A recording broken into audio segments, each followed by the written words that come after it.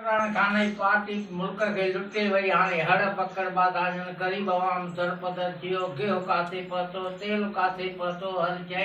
ऐं जंहिंजे हुन निकिरंदा त पेटियूं पैसनि जूं अड़े गरीब आवाम दरपदर थियो अला पाड़ पटियो बीजाई वारो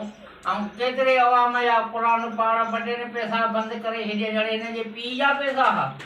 बेनज़ीर साहब जा पैसा ज़रदारी साहब जा ज़रदारी मथां कुझु न ॾिनी तो उमिरि खां अमीर हो उन्हें मथों का शइ न ॾिनी हर पैसा हेर के हाणे इस्तीफ़ा कहिड़ा थी विया हड़ पकड़ जंदा इस्तीफ़ा ॾींदा आहिनि चोर आहिनि हड़ पकड़िया आहिनि उन हिनखे सजाद चौधरी खे हलाए वई शाम कुरैशी खां इन्हनि हड़नि खां करोड़े रुपया अरबे रुपया कढिया अथनि ज़रदारी खां कुझु न ॾिनो मौलाना फज़लुर रहमान खां बि कुझु न ॾिनो हिननि खां करोड़े रुपया ॾींदा अड़े दरपदर कयासीं मज़ूरी बि कोन थी सघे ये आधार अड़े ज़रदारी जी हुकूमत में बिजली जाम पयल हर शइ नौकरियूं जाम थियूं मिलनि हिन खां नौकरी बि न ईंदी आहे लुटेरनि अलाह बचनि बाक़ी इहे जेके नारा हणनि था न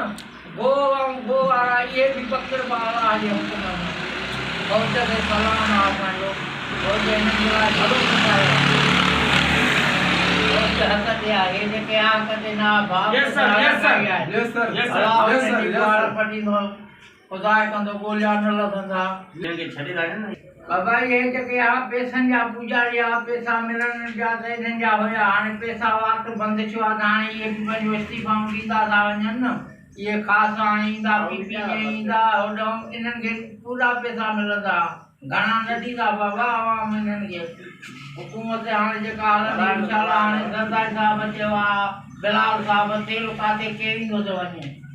रोज़ तेल केरे थो भाउ काथे कहिड़ो पासो आहे अञा हे अलाह पाड़ पटे जेके नऊं पेट्रोल खोलियूं वेठा आहिनि इहे घटि नथा कनि भई तेल घणो लही आयो आहे डीज़ल घणी लही आई आहे अन्न सस्तो थी वियो आहे गिहु सस्तो कंदा था वञनि